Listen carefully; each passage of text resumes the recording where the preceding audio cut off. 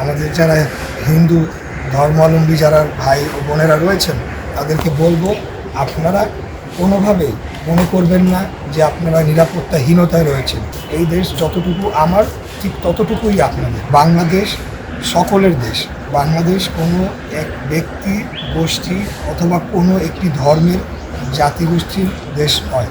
এই দেশের নাগরিক সকলেরই সমান অধিকার রয়েছে এবং সকলেই সমানভাবে আত্মমর্যাদা নিয়ে এখানে বসবাস করবে। সকলে যার যার ধর্ম তারা নিরাপদভাবে পালন করবে এবং এই বিষয়গুলো প্রতিষ্ঠা করার জন্যই কিন্তু এই বিপ্লবটি হয়েছে, এই গণ আন্দোলনটি হয়েছে। অতএব আমরা আমাদের বাংলাদেশ জাতীয়তাবাদী দল, আমাদের দলের নির্দেশে আমরা আজকে এখানে এসেছি রামকৃষ্ণ মিশনে। এই মিশনের সাথে আমার সম্পর্ক অত্যন্ত পুরনো।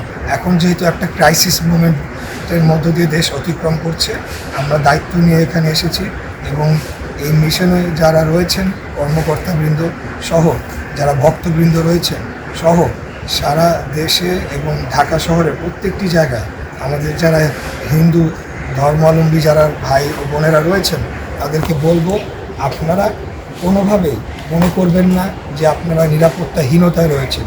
আপনারা সম্পূর্ণ সাহস নিয়ে বুক ফুলিয়ে এই দেশে আপনারা বসবাস করবেন। এই দেশ যতটুকু আমার, ঠিক ততটুকুই আপনাদের। আমাদের যারা আইন শৃঙ্খলা রক্ষাকারী বাহিনী তারা এখানে দায়িত্ব পালন করতে পারছিল না এবং তারা ঠিকমতো তাদের মানে এখানে থানাগুলোতে তারা বসতে পারছিল না। সেই পরিপ্রেক্ষিতে বাংলাদেশ জাতীয়তাবাদী দল যেহেতু বাংলাদেশের একটি বৃহত্তম গণতান্ত্রিক রাজনৈতিক দল, আমরা অতীতে বারবার আমরা রাষ্ট্র পরিচালনা করেছি, আমাদের একটা দায়িত্ব রয়েছে।